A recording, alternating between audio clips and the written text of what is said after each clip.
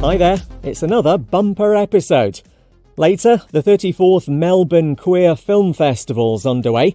We'll start with this though.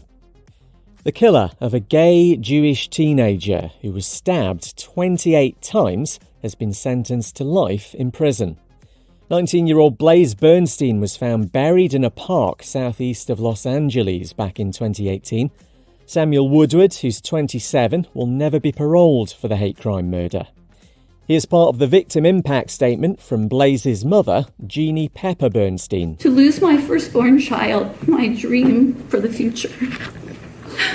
My partner in fun is the single worst, most painful thing that has ever happened to me. She also referenced the horrific injuries her son suffered. Stabbed in the face, stabbed in his kind blue eyes that could see things most can't see.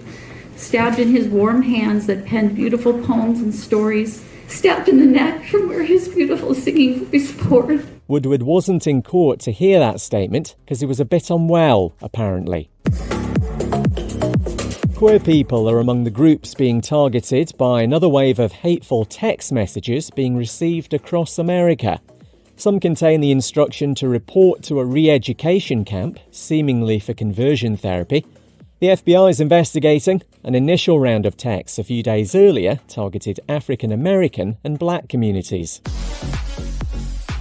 One of Australia's top broadcasters has been charged with sexually abusing a 17-year-old boy and 7 men.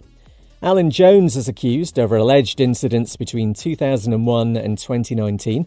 The 83-year-old coached the country's rugby union side in the 1980s. He denies any misconduct.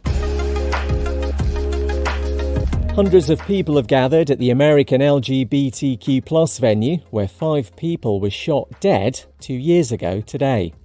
19 others were injured at Club Q in Colorado in 2022 during a drag queen's birthday celebration. Another memorial is taking place at the site this evening ahead of what's being called a night of resilience and strength. Survivor Edward Sanders was shot twice that night. He tells 9 News he's turning the trauma into something positive. Since the shooting, I've decided to live my life, and I don't care who cares or what they say, but the important thing is it's my life, and I'm not answering to anybody. Anderson Lee Aldrich admitted hate crimes and gun charges. The 24-year-old will die in prison.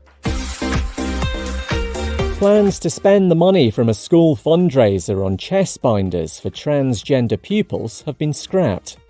This was suggested by student members of the Equalities Group at Bannerman High in Glasgow, but it's caused a kerfuffle, so the cash will go to other causes.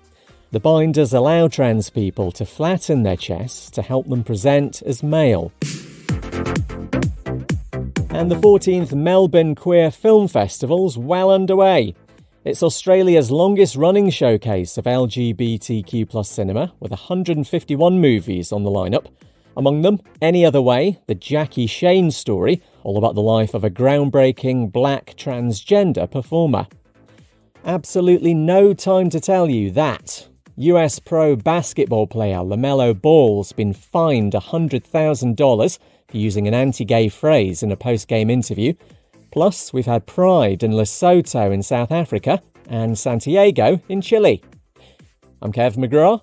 See you tomorrow.